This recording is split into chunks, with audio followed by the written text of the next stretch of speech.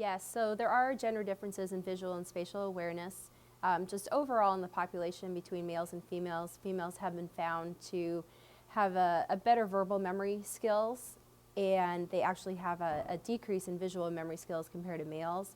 So males actually have better visual spatial skills. And one of the things that could possibly be due to differences in males and females for concussed athletes is that female athletes, due to their decrease in visual spatial awareness, that they may not actually be able to see the entire field.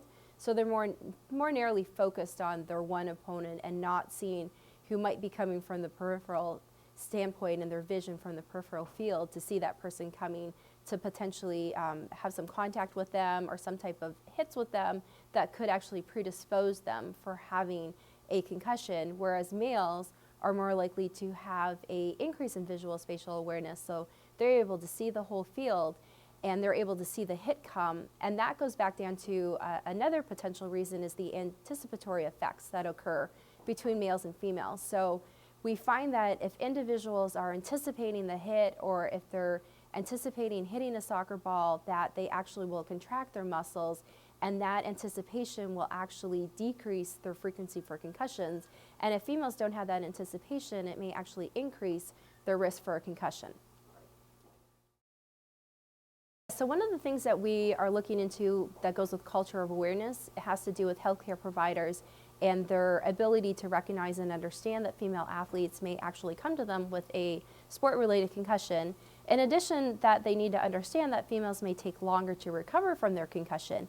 And I think one of the things that we need to do is educate not only the athletes and the parents and the coaches, but educate healthcare providers. So educate your emergency physicians and your pediatricians or your local family physicians so that they are aware that females actually do in fact sustain concussions.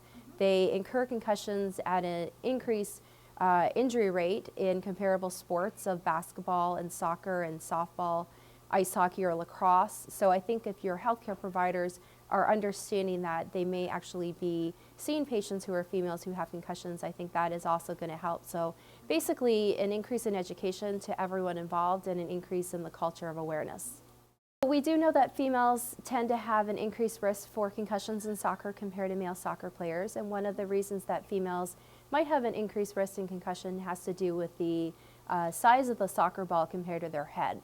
So typically we know that females have a smaller head size, and the soccer balls that they are using actually are a larger ball, and that actually may predispose them to having an increased rate of concussions compared to males. So in other words, the female head is smaller, the soccer ball is larger, and that may be actually resulting in them actually incurring more concussions. I think the Pink Concussion Conference is great. So it is an area that I have been researching for 15 years. It was an area that I started, I'm a Canadian, so ice hockey is our sport. And we know that NFL and NHL players have a very high frequency of concussions.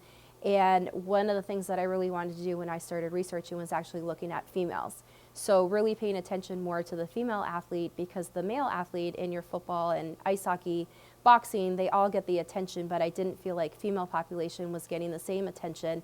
So I started doing research in female athletes and concussion, and I think this conference, the Pink Concussion, is a great conference to make that awareness for females, that females are actually incurring concussions, they may take longer to recover, and I think putting together researchers at this conference is an absolute a great way to bring awareness to females and concussions.